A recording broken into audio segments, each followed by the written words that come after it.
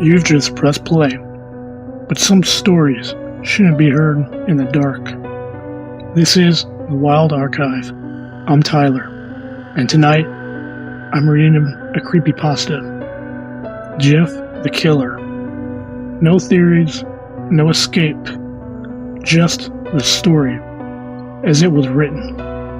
So lock your doors, check behind you, and whatever you do, don't fall asleep.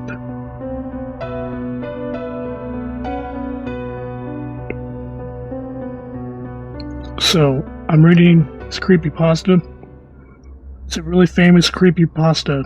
It's called Jeff the Killer. And now this is a remake. It's not the original because there's been a lot of adaptations. So this is a remake that somebody made in 2015, and it was selected through a community challenge by votes to become the new Jeff the Killer story. And it's on the Creepypasta Wiki website. Now I'll link it in the description below. So here we go. Jeff the Killer. This is the 2015 adaptation by K. Banning Kellum.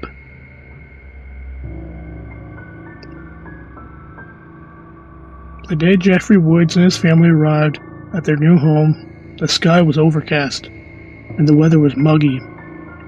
The gray seemed to punctuate his mood. He was not thrilled to be here. Their new home was beautiful, though a true example of his father's newfound success. But still, it wasn't the home he'd known. A week after they'd settled in, Jeff and Lou woke up early. The sky was a crisp and gorgeous blue, and although the Louisiana heat was playing its unusual cruel tricks, the brothers decided that a morning bike ride to explore the area would be just the right ticket to combat the slight pangs of homesickness that they'd both been experiencing over the last week. "I miss home," Lou blurted out, as Jeff was smearing salsa on the microwave burrito that would serve as his breakfast. "Me too, Lou. But I guess this is home now. We just sort of have to make the most of it." "I know, but all our friends and stuff are going back to New Orleans. Remember that building we'd always sneak up to top of and watch the city lights come on? I miss that," Lou responded, sounding down. "Yeah, and ZM Video. The owner knew us and would always let us rent rated R movies without our parents there. And he'd always hook us up with free video game rentals if we got a few movies. Yeah, I miss that too. But Lou, we have to..." Lou interrupted. "I know we have to make the most out of this. This place just seems so fake. And Mom and Dad still treat us like we aren't even here." "Yep, they do. I was sort of hoping the new house would improve their mood. But what can we do?" Lou had no answer. Jeff finished his breakfast and the two boys left the house to mount their bikes and explore a bit more. As it turned out, the subdivision they moved into was just rather close to a cluster of stores and a small shopping center. Village Shopping Center was the name of the short row of businesses. Within these were a Pizza Hut, a Chinese restaurant, a tobacco store, a Sprint store, and what Jeff and Lou were most excited about, a video store. "We'll have to get Mom or Dad to come down here and open up an account so we can rent movies," Lou mentioned, as Jeff flipped a box over to read the description of a horror movie. "Shit, you're right," Jeff snapped, feeling a bit of frustration as this thought. He knew getting his parents to actually come down here and set up a membership would take forever, since their usual after-work routine was to go off into separate rooms until they got hungry enough to come out and speak. Jeff glanced over at a girl working behind the counter. Maybe I can go over there and sweet-talk her into giving us accounts, he joked. Yeah, right, Jeff. One look at you and she'll probably ban us, Lou remarked back, a smile broad on his face. You doubt me, little man? Doubt you? The guys who kissed two girls and almost touched a boob? Never. Please go over and lay all the charm.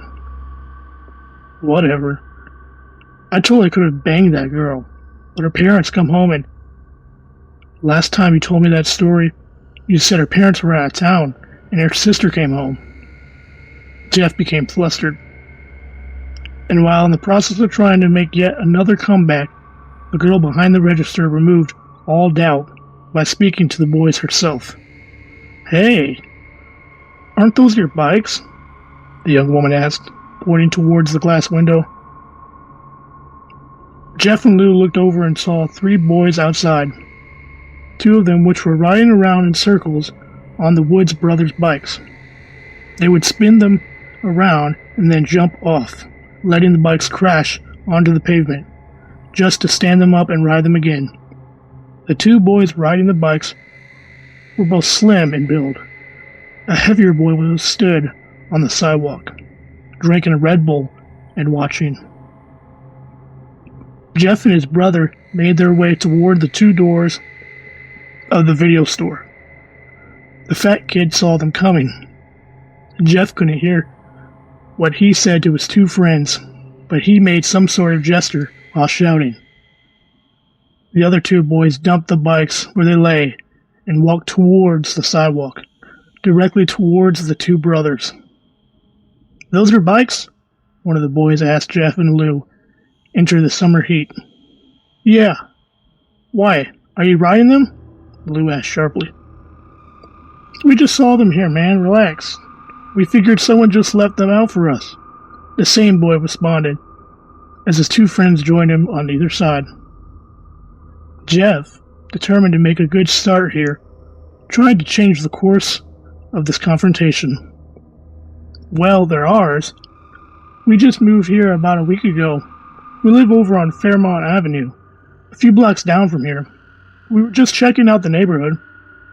Jeff hoped that a civil tone could turn things around, but he could tell by the innocent look on the kid's face that this was a difficult gamble.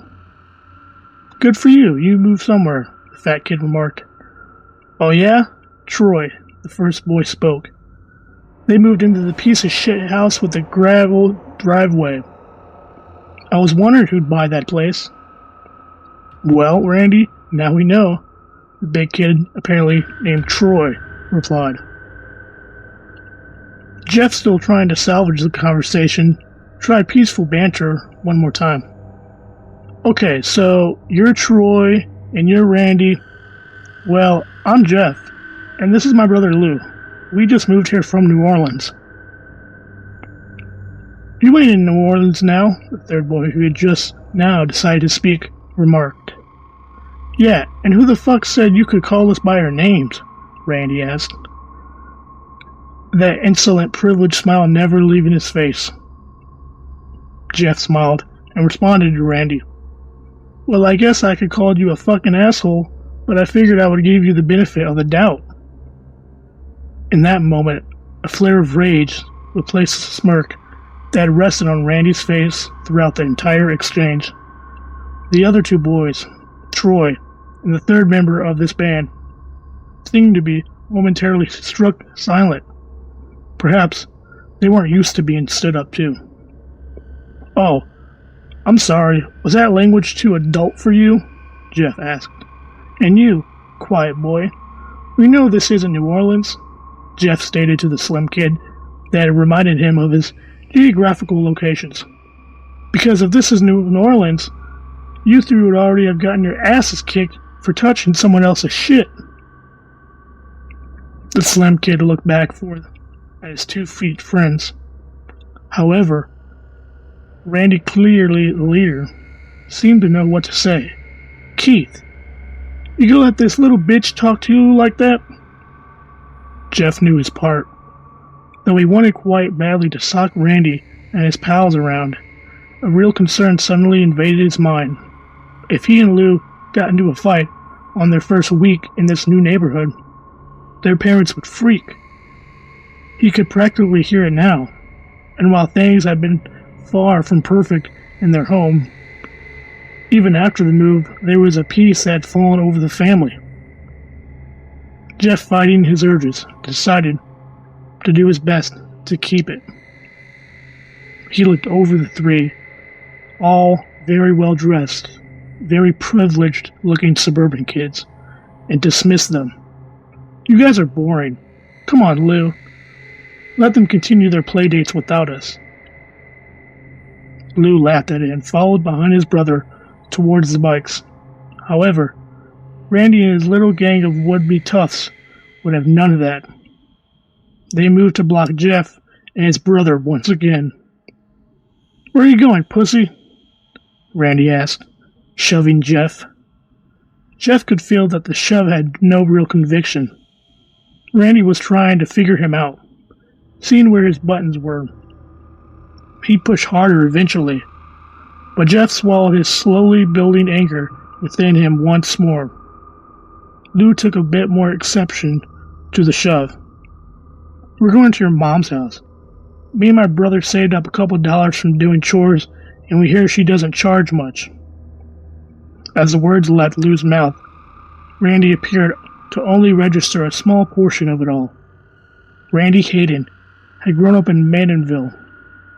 His father was a partner of a local firm that made a lot of money, something else that Jeff would soon come to learn. Randy and his friends, while the same age as Jeff, had grown up in very different circumstances. They were used to being listened to. They were used to being feared. In fact, Randy, the target of the insult, just stood there. It was actually Troy, the fat kid, who stepped forward, first bald, eyes squinted in anger. "Who are you talking to?" Troy shouted, and took a swing at Lou. Lou, who was both in better shape and had sparred with Jeff a time or two during his time spent boxing, was able to avoid the punch, but just barely. Had that been all, it may have once ended in there. It may have once again ended there.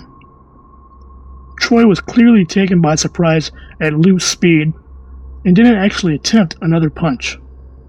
However, these were bullies, kids that ran in a pack for a reason.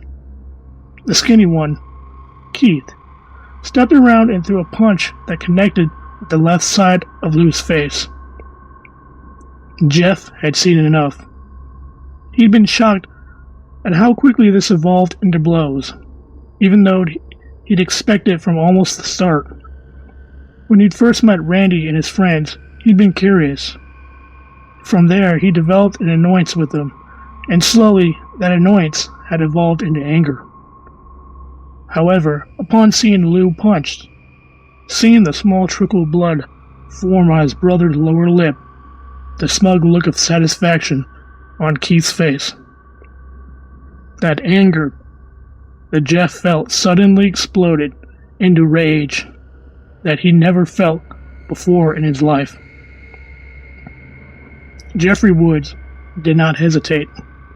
He stepped forward, his feet automatically falling into the correct stance that he'd learned from the boxing classes his father once enrolled him into, and delivered a powerful right hand to Keith's face. The skinny boy had no time to register shock or pain. The punch caught him by surprise, and his knees buckled. Keith went down to the ground in a heap of confusion and dawning fear. Randy, the so-called leader, was almost too shocked to move. He had quite a lot of experience starting fights, but no real time logged to losing them. He never felt control of a situation slip. He was used to being in charge. So now, seeing one of his friends go down so quickly and easily left him in a state of shock that he had no idea how to address. Troy, on the other hand, seemed to have a plan. Throw another punch. He moved towards Jeff, deceptively faster than his weight would seem to allow, and throw two equally fast punches. Jeff, however, had no problem sidestepping both attempts.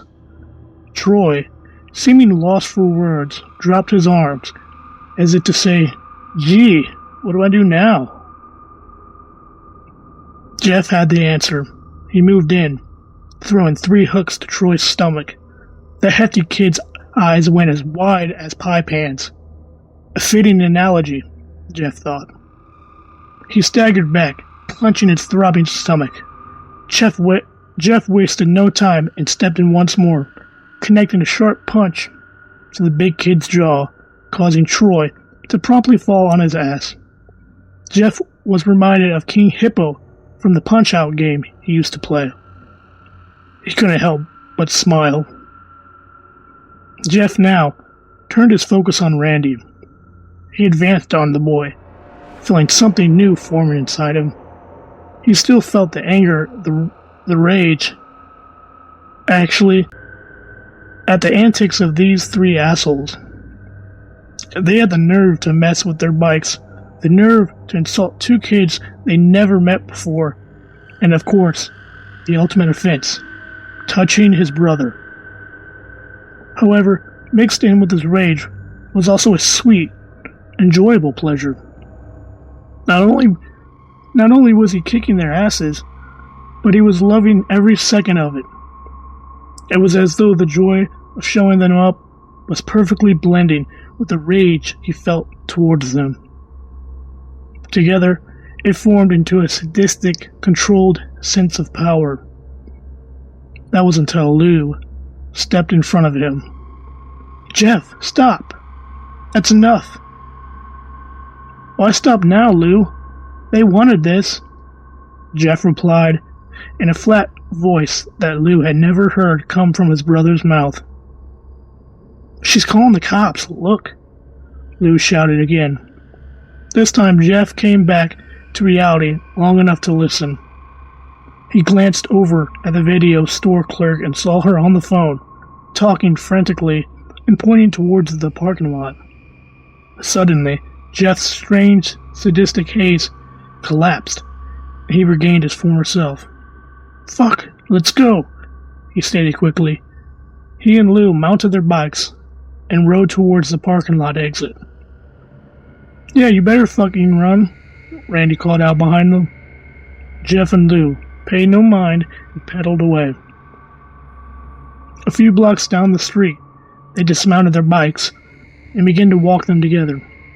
At first, neither brother spoke. Then Lou broke the silence. "Jeff, thank you for standing up for me back there." "Yeah, those guys were pieces of shit. They had it coming," Jeff replied, looking down at the street as they walked. "Wait. Well, what happened? I've never seen you like that before." "Just defending myself, Lou. What was I supposed to do? Let them beat you up?" "I bet they go to our school. I bet we'll see them there, and they won't forget about this." "Who cares? We didn't ask to move here. We didn't ask for any of this. Mom and Dad just wanted a bigger house in a nicer neighborhood, and we were along there for the ride, whether we liked it or not. Think I give a shit what these rich asshole kids think of us?" Jeff stated, and went back to looking at his feet. "Will we get in trouble?" Lou asked.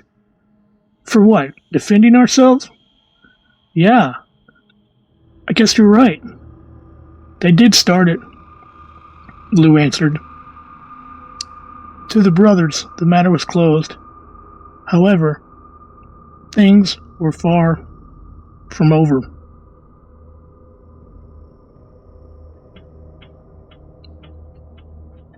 They found that the trouble they believed they escaped was in fact waiting for them at their front door. Jeff and Lou saw the police car as well before they arrived at the driveway. 2 cop cars, both parked in front of their house. The boys felt their stomachs drop. They well knew why the police were there. The brothers entered the living room to find their parents sitting on the couch. The two cops standing, leaning against the wall, writing in their notebooks.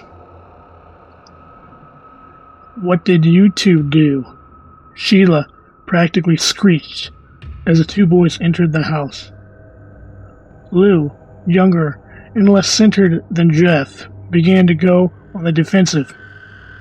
"Some kids tried to jump us down by the video store. They were messing with our bikes. And when we went outside, they got in our faces."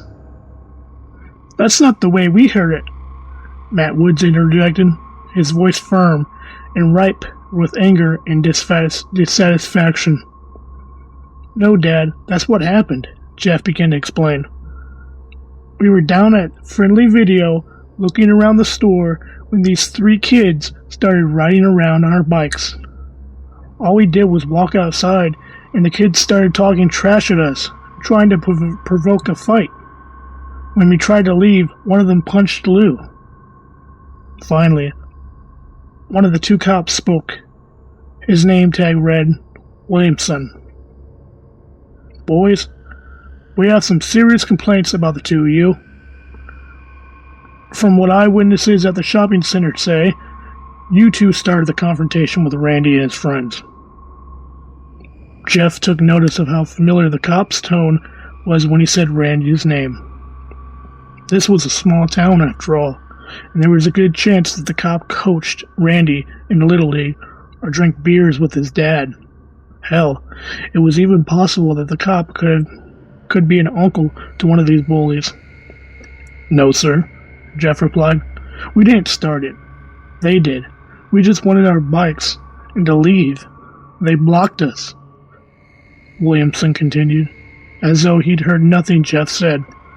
"Several witnesses, including the video store clerk, say that you swung first.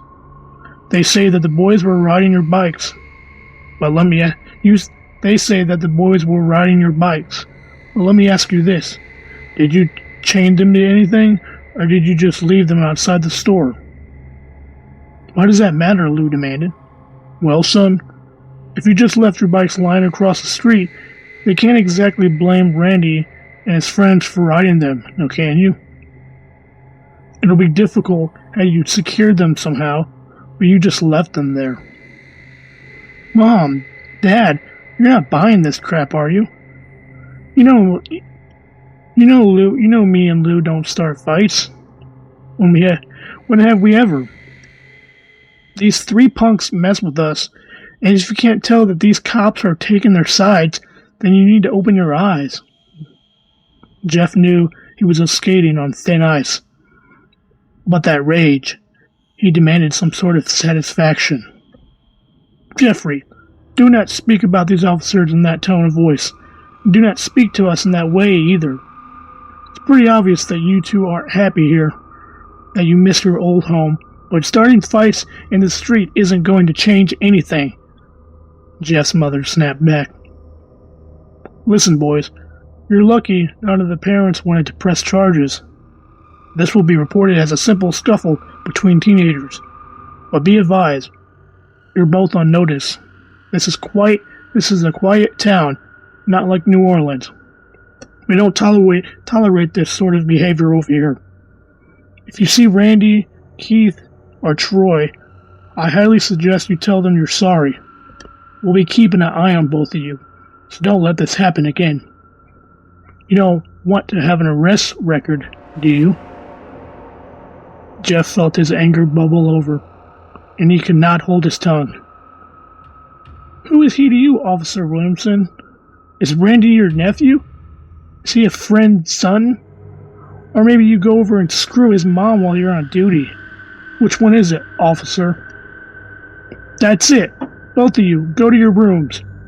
Matt Woods apparently found that he wasn't a mute after all, as he ordered his sons out. Jeff and Lou walked up the stairs. However, they refused to hang their heads in shame or feel any regret. Neither of their parents spoke to them for the rest of the day. Jeff and Lou stayed upstairs, venting their shared frustrations to each other. They'd been screwed over. Even at their young ages, they knew that. They took some solace in the fact that they at least hadn't been arrested or cited. But still, they saw what was really going on here. That cop. He was protecting Randy, Jeff whispered to his younger brother. No shit, his brother replied. We have to watch ourselves and take care of each other. You saw it down there. Even our parents didn't stand up for us. Yeah, what the hell was up with that? Lou asked. Their fucking image. That's what's up. All they care about is fitting in here. They want to make sure they blended in with the rest of the Stepford families. No more fighting. If we see Randy or his two fuckhead friends again, we just walk away, okay? But Jeff, you can kick the shit out of them. Why would we walk away? Lou asked. Because I can't kick the shit out of the cops, Lou. I can't kick the shit out of Mom and Dad, and that's what would get us.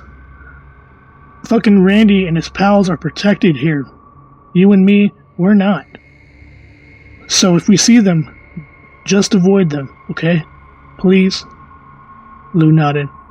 I feel like a little bitch, though. I owe Keith for hitting me. No, you don't. I paid him back for that. And his fat friend, too. I hope they just leave us alone now. Jeff sighed. Jeff and Lou didn't hear that from their parents for the rest of the day. They remained in their rooms late into the night, finally coming down to eat after they were sure their folks had gone to bed. Lou said that he felt relieved about that, but Jeff had a sinking feeling that the worst was yet to come. He was correct.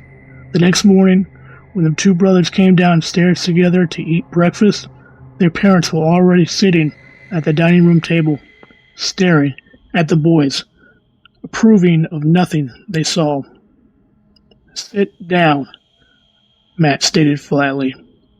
What's going on? Lou asked. Sit down, Matt stated again, anger dancing on his words. The boys complied without further question. Matt Woods began his diatribe. Whatever that was yesterday, beating up some kids for touching your bikes, mouthing off at the police, disrespecting both me and your mother, that stops today. We didn't beat up anyone for touching our bikes, Jeff blurted. Shut up, Jeff. This is one-way conversation, his father barked. That kid, Randy Hayden, his father is a partner at my firm. Did you know that? Did you even think about when you were assaulting him over your godforsaken bike? You just didn't think, did you, Jeff? Sheila added. How could I have known that? Matt continued. Well, I spent the entire morning talking to his father on the phone. His dad is willing to let you all go, but shit, son, I have to deal with all that at work now. Do you have any idea how much damage this could have done to me, to our family? Jeff felt that rage coming back and fought with all his might to keep it stiffened. Instead, he once more tried to appeal to the two adults' parental side. Mom, look at Lou's face. They split his lip. Can't you see? It's still swollen.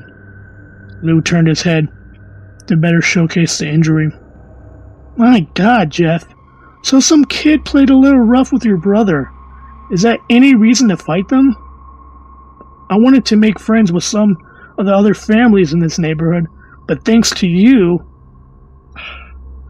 I just don't know. No sooner could Jeff or his brother construct a proper defense than their father began speaking again. Your mother and I have talked this through.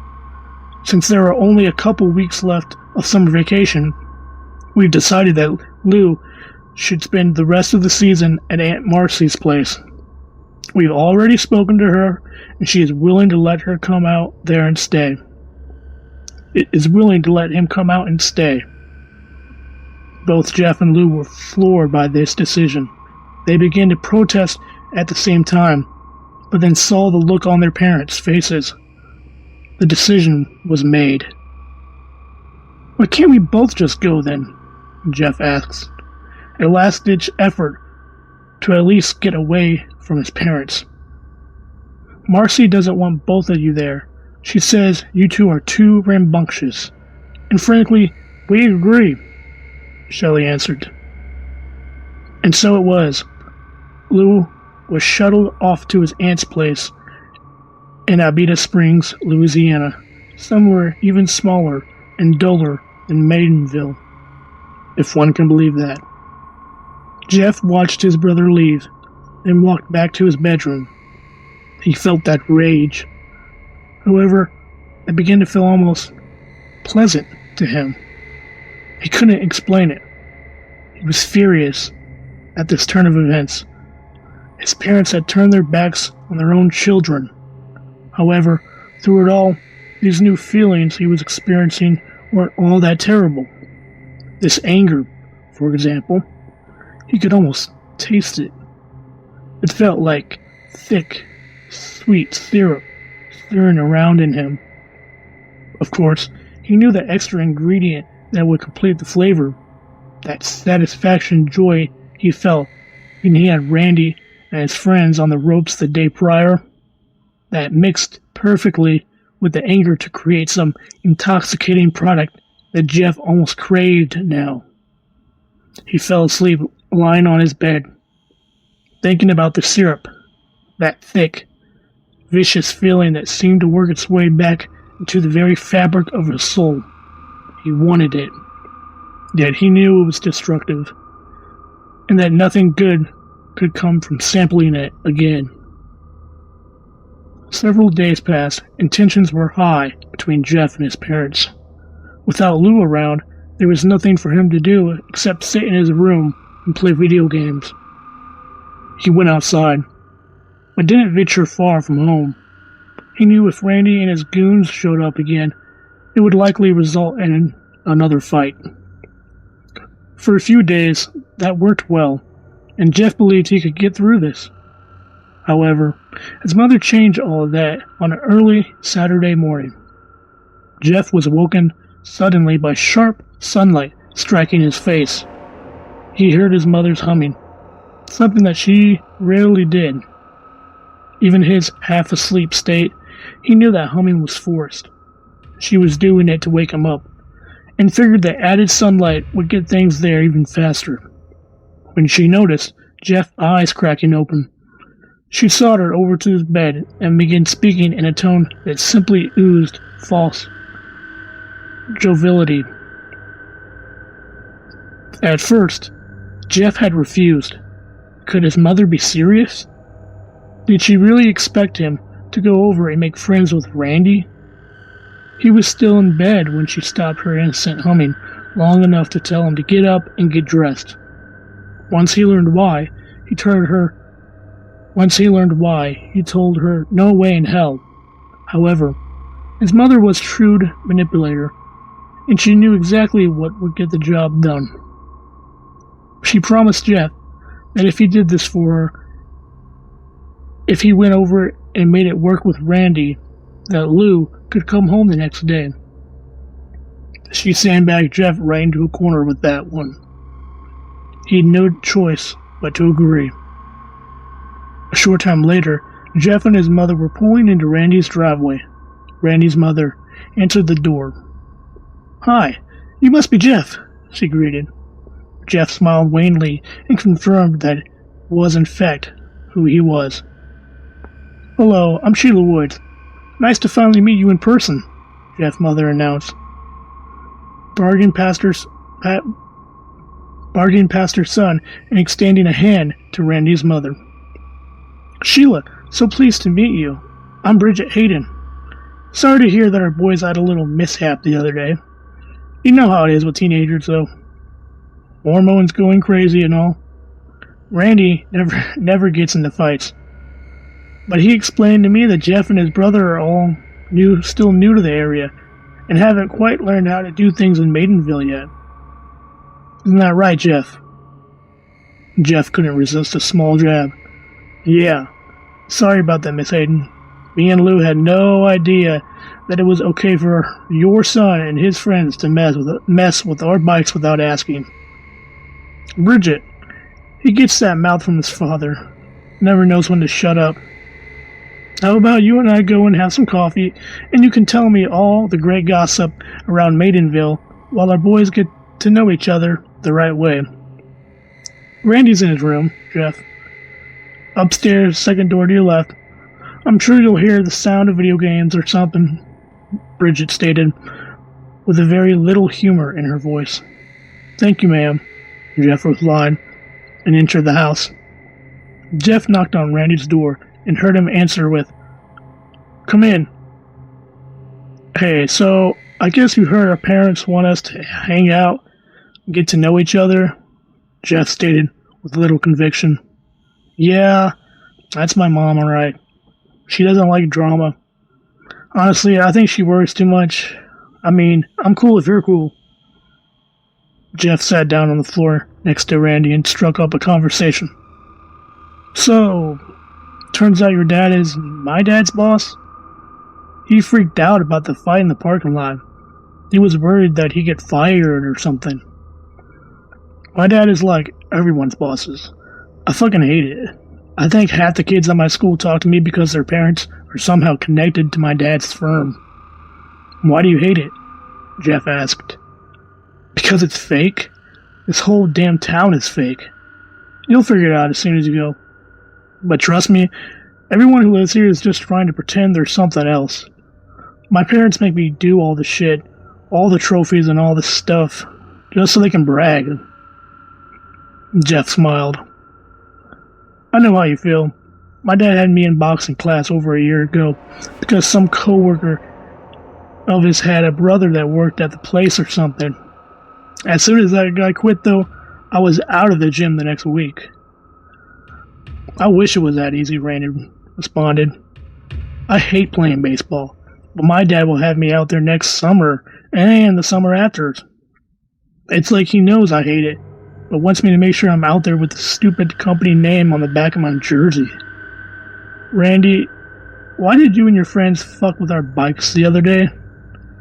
I told you, this town is fake and boring as shit. There's nothing to do here.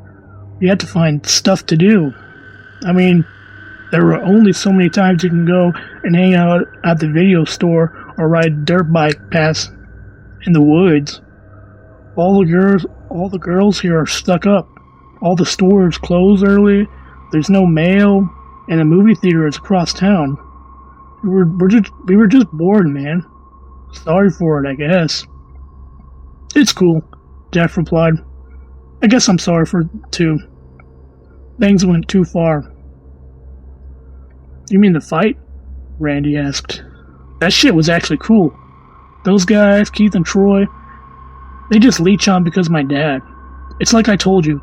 I'm pretty sure their parents make them hang out with me. The afternoon went on, and Jeff soon forgot that this was a mandatory arrangement. He actually started to find himself liking Randy. Sure, the first encounter was a little sketchy, but he was coming around to the guy, finding that he wasn't so bad once his idiot friends were removed from the equation. About an hour later, things took a turn. Jeff heard the twin pops of two car doors shutting in near unison, and then the sound of an engine starting up. He dropped the game controller and peered out of Randy's bedroom window, just in time to see his mother and Randy's mother backing out of the driveway. Our parents are leaving, Jeff said. About time. I figured my mom would eventually talk to your mom and go on shopping or getting coffee or something like that. Jeff heard Randy pause the game. Hey Jeff, come downstairs. I want to show you something cool. Randy invited, and Jeff followed. Randy left Jeff out to the garage. It was hot in there, with the main door shut, but well kept. Jeff observed stacks of magazines underneath a workbench, as well as tools and various other utility items stacked about. Standing in the small, closed-in garage with the late summer heat lingering about, Jeff began to feel a bit uneasy. Despite the fact that he and Randy had seemed to bond over the last few hours, Jeff couldn't ignore his sense that things were different now, that the adults were gone. "What did you want to show me?" Jeff asked. "Hold on, let me get it," Randy replied, moving the magazines up to reveal a small red box. Jeff watched as Randy removed the box and opened it. "Check it out, my dad's flare gun," Randy announced, and waved the red tubular gun about. "Whoa, be careful with that," Jeff shouted, more out of shock than real concern. "It's fine, dude. Don't be a pussy. It's not even loaded," Randy said. However, Jeff watched as he fished out the flare from a back compartment. Randy then continued to fiddle with the gun, popping it open and loading it. "Now it's loaded," he announced. "My dad showed me how to use it last year when we went boating. Sometimes I take it out back and shoot flares at the trees. But maybe this time I don't need a tree." The change in Randy's voice and demeanor was impossible to ignore. "Okay, well, cool gun. Let's get back to the house, though. It's hot out here. Plus, I'm getting hungry. What do you have to eat?" However, as Jeff turned to walk through the small door leading back into the house, his path was suddenly blocked by two more familiar faces. "Where you going, Jeffy?" the fat kid, Troy, blurted out as he and Keith stepped forward into the garage. "Took you two assholes long enough to get here. I had to babysit this asshole all day," Randy shouted. A wicked joy present in his words. "Sorry, Randy. Keith here had to mow his front yard before his parents would let him come out," Troy said, a sheepish tone in his voice. "It's cool. We're here now," Keith said. "What the fuck is going on?" Jeff asked, staring at Randy. He noticed that he still had the flare gun in his hands. "I'll tell you what's going on, Jeff. You owe Keith and Troy an apology for what you did. You sucker punched them and then ran away. You didn't even have the balls to fight them fair. So now you're going to pay for what you did. You're going to pay them what you owe." "I'm not going to fight you, okay? I'm done with that shit," Jeff replied as he glanced about the room for an exit. "You're right about that. You're not going to fight. You're going to stand there and let my boys get their licks in. Then I get mine. And when that's done, you get the fuck out of my house. I'll tell Mom that you got sick and walked home, and after that, if you see us again, you better walk the other way. I'm not going to stand here and get hit by you or your friends. So just let me go home. How about that? I'll tell my mom that we're cool and everybody wins, okay?" Jeff asked. Randy then raised the flare gun towards Jeff. "No, you stay, pussy. You stay here and take your licks." Jeff felt that sensation once more, that sick, rich, dark matter that swirled about inside of him. He could taste it now, and it was heaven. In his mind, he imagined himself diving into it, swimming in it, letting it swallow him whole. He looked around, and the sensation only grew. He saw Randy standing there holding the flare gun. It was limp in his hands, though, and the hammer had not even been cocked back. Jeff knew that Randy had no intention of firing it. He looked over at Keith, skinny and pathetic, a kid born to follow, and Troy, fat and sweaty, breathing a bit heavy from his walk over. In the middle of all this, Jeff himself. He felt that pleasure begin to mix with the rage, forming the perfect product. He tried to avoid sampling it. He knew that only regret could come from indulging. However, when it was placed so close, when the aroma and the promise of sweet, savory flavor was only inches away, Jeff found that he could no more. Jeff found out that he could no more to stand against it than a ship in the ocean could stand against a typhoon. He began to smile. "Why are you smiling at me? You queer for me or something?" Randy asked, a slight nervous tinge in his voice. "Am I smiling, Randy? I guess it's because I'm just having so much fun," Jeff announced, and suddenly lunged towards the unprepared kid holding the flare gun. Jeff struck Randy once in the nose. Randy's arms dropped, yet he kept holding the gun. Jeff, without even needing to look, realized that Troy and Keith had actually taken a step back instead of advancing as they should have. He delivered a strong blow to Randy's jaw, causing the boy to drop to the floor.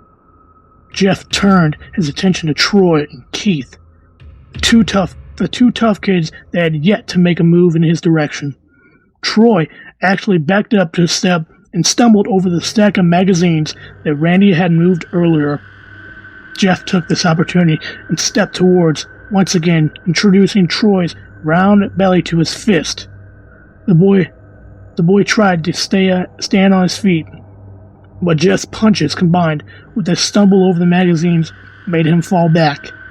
He landed hard, striking his head on the concrete slab that was the garage's floor. Keith was trying to back away. However, Jeff stood between him and the only exit to the garage, since the carport's door was closed. Jeff took 2 quick steps towards the skinny kid and felt the most intense joy at seeing Keith stagger backwards, knocking his back into the wall. That perfect blend of pleasure, control, and rage had come together. Jeff felt as though he was floating above the world. Somewhere in his mind, he knew that there was hell to pay for this. But at that exact moment in time, he couldn't care less.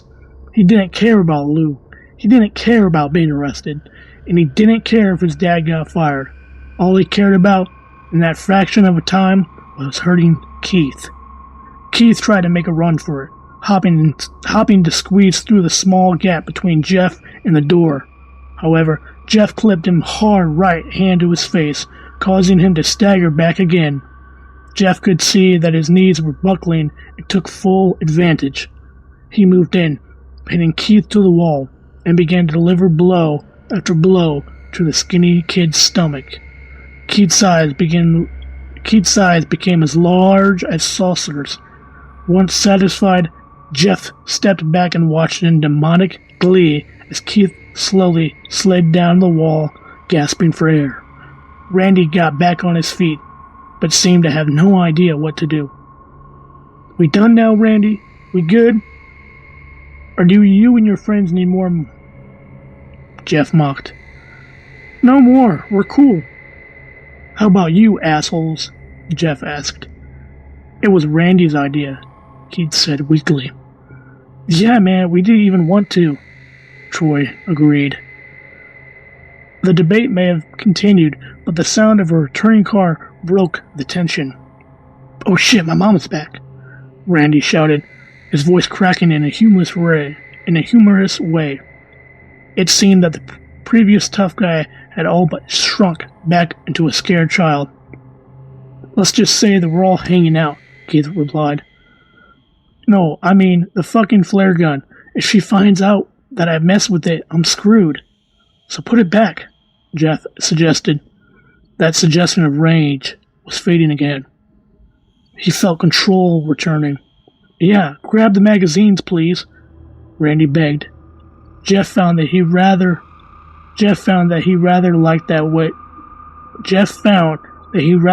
that tone, that begging, whipped dog mentality. Jeff was paying no attention to Randy. He was down on the floor, calmly gathering their magazines. He didn't really care if Randy got punished. However, If his mother returned and found trouble, he feared that Lou may not be able to return home as promised. Everything else happened in a flash, both literally and figuratively. Randy, now in a panic over the trouble he'd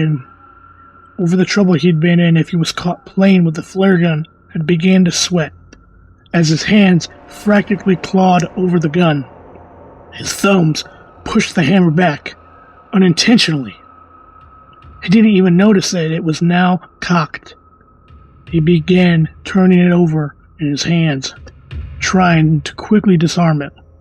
He heard the sound of keys in the front door and knew that he had only seconds now to hide it. Everything happened in slow motion. The gun slipped from Randy's sweaty hands as he attempted to rotate it once more. He saw it fall to the floor, seeming to float to the ground. Jeff, busy stacking the magazines, had only enough time to register Randy's shocked gasp. He turned to look in the boy's direction, just in time to see the bright red flare gun hit the floor. The gun discharged, launching a speeding ball of fire directly at Jeff, who felt a hot flash of heat and pain tear across the left side of his face. After the initial registry of agony, there was no more thinking. Jeff began to scream, clutching the left side of his face and rolling around on the floor. For a while, he forgot everything as he was plunged into that dark, rich syrup once more, the rage almost serving to dull the pain. When he finally did come to the stable level of alertness, he realized he was in a hospital room. Half his face was bandaged. He knew that much. He wanted to open his eyes and speak, let his family know he was awake.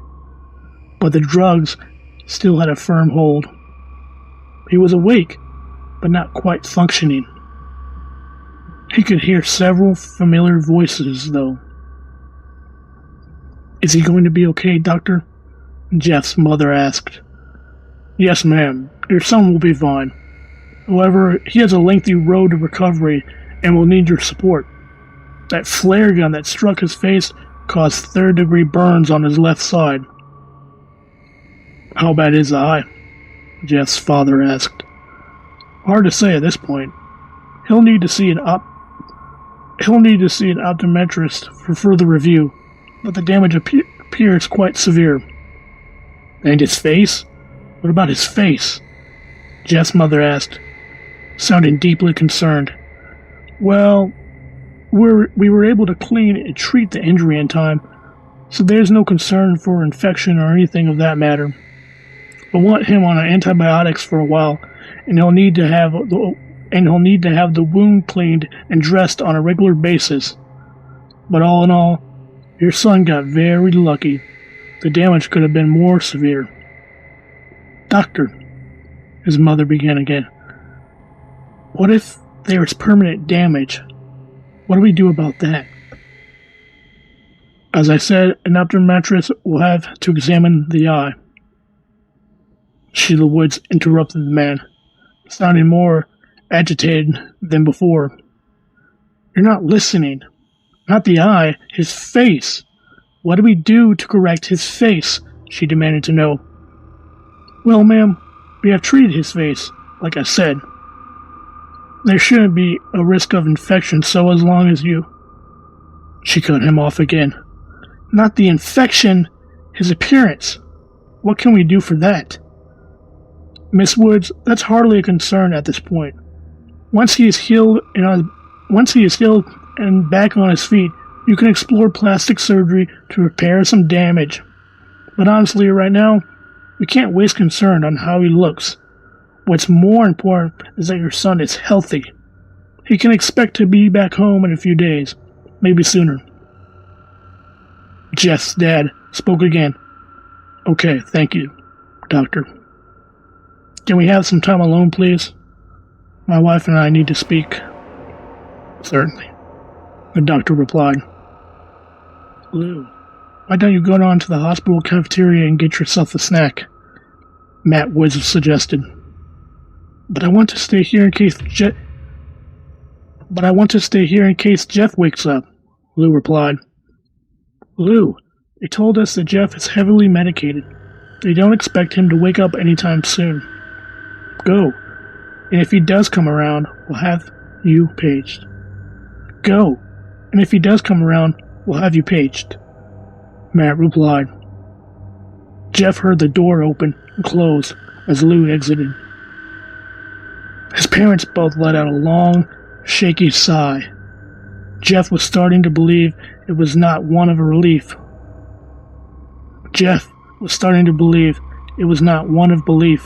Relief, but rather stress. We're going to have to homeschool him now, Matt. That's just what it's going to have to be. We're going to have to keep him home. He heard his mother rant, her voice sounding frantic. What? I mean, he probably won't even be able to start school right on time, but I doubt he'll miss a whole year, his father responded, trying to maintain a calmer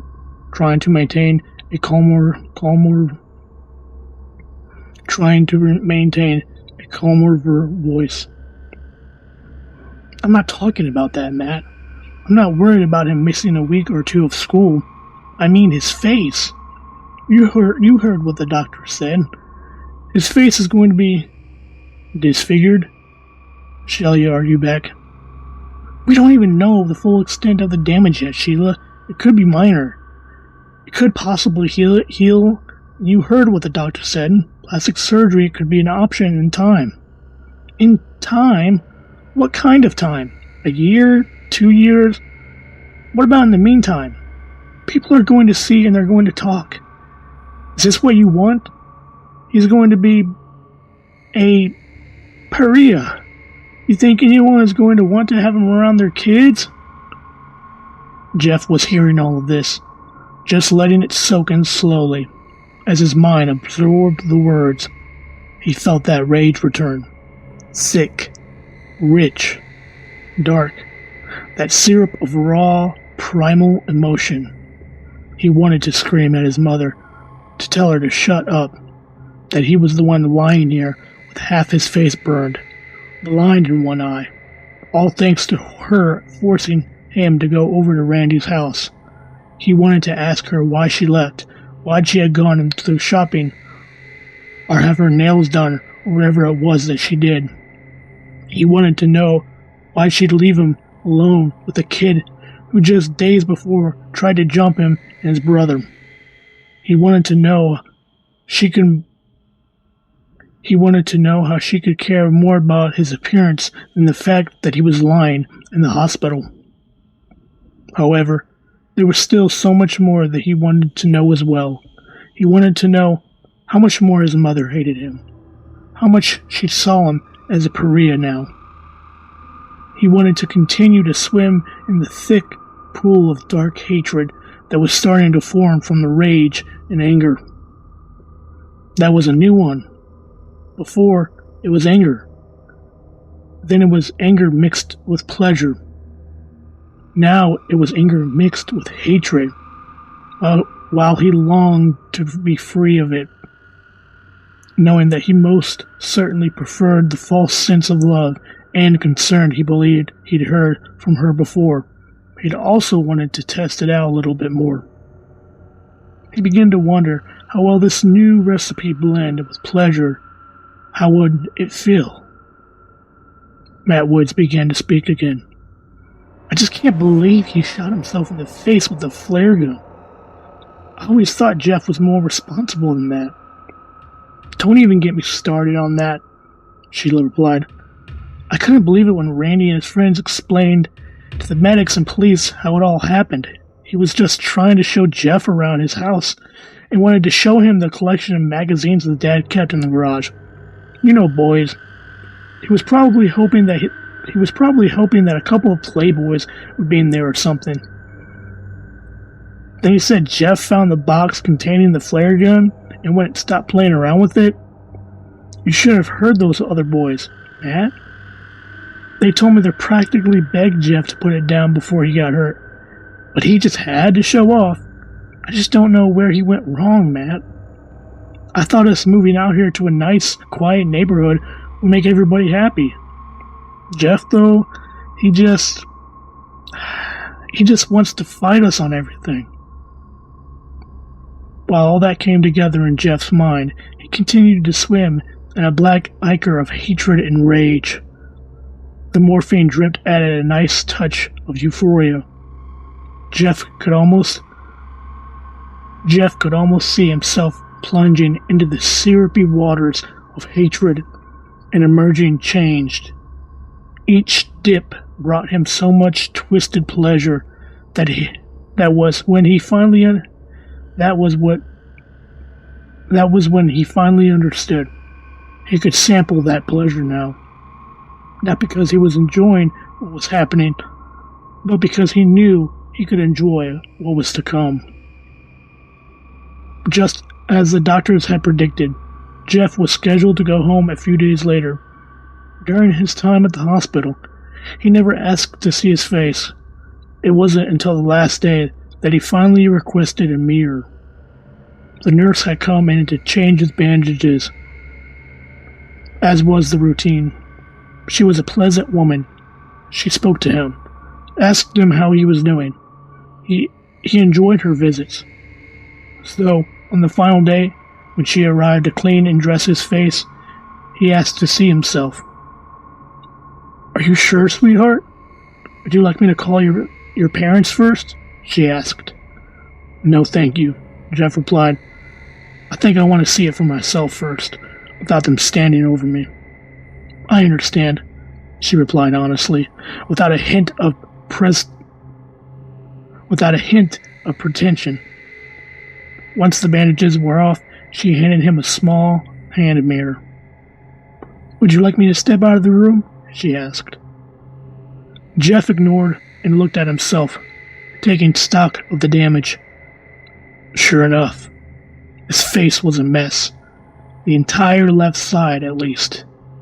The flare struck him traveling upwards, burning a scar into his left cheek that extended to his eye. At first glance, it almost looked like he was smiling on that side. The scar was still bright red, with burned tissue spread out on either side. Once it arrived at his eye, the news did not get any better. His eye was white. Just a lifeless bulb plunged into his face. He closed his right eye and found that he could see nothing from the left at all. The scar continued up to the left side of his forehead. The damage was less severe there, though. The hair on the left side of his head had been burnt off, leaving a few strands to stick up there and there. "Sorry, sweetie, but I have to put clean bandages on," she told him. Jeff smiled. "It's okay. There'll be plenty of time for me to admire myself later."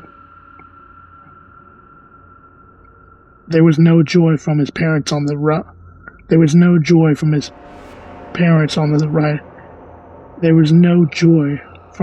parents on the ride home or upon arrival. They spoke very little, and there was tension in the car that simply wouldn't fade out. As for Lou, he was thrilled that his brother was okay, but didn't know what to say concerning the damage to his face. So after asking a few questions about the accident and recovery, he fell silent as well. They walked into their home at dusk, and Lou asked about dinner. He suggested they let Jeff pick a place to celebrate his return home. "Just go to sleep, both of you boys. Go to sleep," Sheila remarked. She and her husband both retreated to their bedrooms as well, to argue or feel sorry for themselves. Who knew? Jeff and Lou didn't speak much that night. Jeff spent most of the evening staring at himself in the mirror. He kept pulling back the bandages and looking at the scars. Lou wanted to see them too, but felt that it might be prudent to ask. "I'm glad you're home, Jeff. I really missed you, and I'm glad you're okay," Lou said as Jeff Lou said to Jeff as he stared at himself. I'm not okay, Lou. And neither are you. None of us are really. There's a sickness here. The only difference is that now it shows on the outside as well. Jeff replied, his voice as flat as one from an answering machine. What are you talking about? Lou asked. One day you'll see it too. This is what happens. This is what happens when it all falls down, Jeff asked, still peeking out from behind his bandages. Jeff, I don't know what you're trying to say, Lou responded. Jeff didn't reply, though. After several moments, Lou left him alone, going into his parents' bedroom and knocking on the door. What is it? The voice of his mother asked. Mom, I think Jeff is acting weird. You might want to come and talk to him. Go away, Lou. Leave your mother alone, his father's voice answered. Lou, being young, had no other ideas, so he returned to his bedroom. He didn't know that those would be the last words he'd ever hear his parents speak to him. That night, Sheila and Matt Woods awoke together, both being light sleepers. It took little to bring them out of a slumber. The sudden removal of their blanket as it was snatched from the bed did the trick just fine. They awoke to see a small light coming from the half bath that was situated in their master bedroom. The door was cracked. The door was cracked only slightly, and the light source was weak. They could still make out the human shape standing over their bed. What's going on? Sheila grumbled. As their vision came into focus, they realized that their son was standing before them. Matt reached over and flipped on the lamp next to the bed. Jeff was standing there, his bandages off, his disfigured face beaming down on them. A long kitchen knife was clenched in his right hand. What are you doing, son? Matt asked, his mind still trying to shake off the cobwebs of sleep. He's got a knife, Sheila screamed, grabbing at her husband's arm. Matt kept his composure, though. Sheila, it's probably the painkillers. He's just disoriented. Relax, for Christ's sake. Jeff tilted his head from one side, still not speaking. He stared hard at his father, slowly bringing the knife up, ensuring that he saw it well. Son, what are you doing? Matt asked. Scaring you, Jeff replied, with no emotion in his voice. Matt, do something, Sheila pleaded. Okay, son, I realize you've been through a lot, but you need to go back to bed. I'm going to call the doctor in the morning, Ed. Jeff moved quickly across his father's side of the bed, his head swaying, alternating between a normal-looking young man and the deformed ghoul that had been lurking in the shadows. Son, you scared me. Isn't that what you wanted? Matt asked, adjusting to the middle of the bed to put distance between himself and his son. Good. Now I can start hurting you. Jeff spoke again, with no emotion. His father had time to utter a single syllable, most likely to ask another question, to try and reason with his son. Jeff, however, gave him no time to do more than that.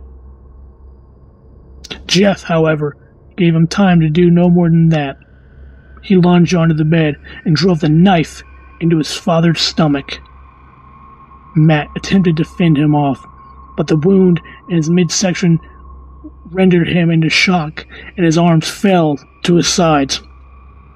Jeff could hear his mother screaming, but paying no mind. He wanted to finish off his father first. Removing the knife, Jeff stabbed down onto the man's stomach 3 more times, quickly. His father gasped and coughed up blood, his body jerking and twitching each time the knife found its mark. After the third time, Matt Woods lay still. Sheila had backed up against the headboard of the bed. She wanted to climb down and make a run for it, but she balled herself up between the headboard and the end table. In her frantic state of terror and confusion, she couldn't figure out how to do something as simple as dismount a bed. "Jeff, why are you doing this to us?" she asked feebly. "Randy started it. You must have known that, but you ignored it. Lou had a busted lip.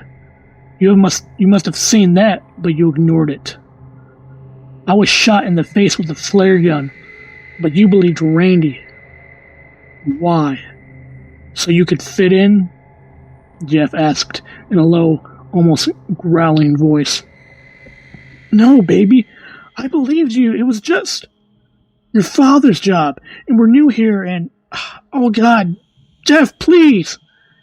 his mother begged. "Tell me about homeschool, Mom. Tell me all about how you don't want me to... Tell me all about you don't want to send me out here in public because of my face. Tell me how none of the other kids will want to be my friend and how none of their parents will want to be yours. Tell me about that, Mom. Tell me how nice it's going to be, you homeschooling me." "Jeff, please. I was just stressed. I was worried about you. That's all. Please. I love you." Mom, I think you should take your own advice. What you told Lou when he got home tonight, he wanted to do something nice to welcome me home. Did you remember what you told us to do instead?" Jeff asked as he now crawled over, cornering his mother on the bed. "What did I say?" she asked, the question coming out of a barely whisper. "Go to sleep," Jeff snarled and drove the knife into his mother's chest. He stabbed her over and over again, and as he did, he finally found the perfect recipe. That heavenly blend. Rage, hate, and pleasure all mixed into one perfect formula. And for a while, Jeff became lost in it all. Jeff opened his brother's bedroom door, not surprised to find him asleep. He had dozed off with headphones in, so he had slept through all the shouting. That was fine with Jeff.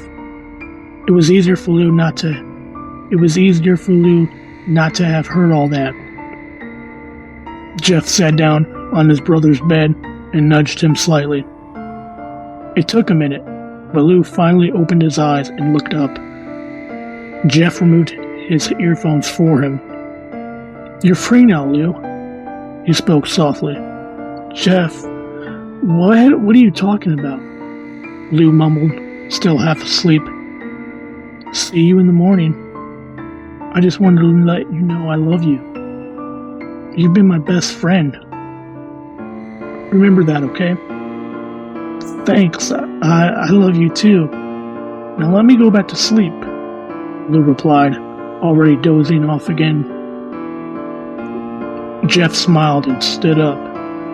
As he left the room, he looked back at his sleeping brother one last time before vanishing into the night.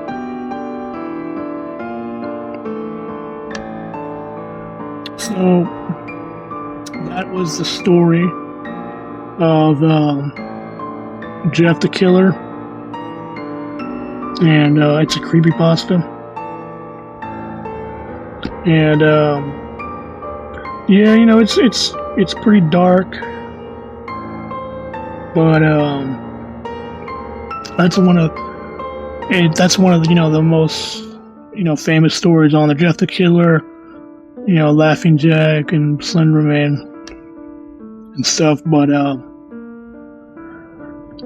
so yeah, you just heard the story of Jeff the Killer.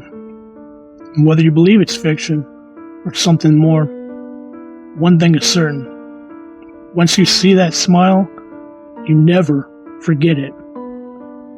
Thanks for listening to the Wild Archive. Until next time, sleep tight. If you can.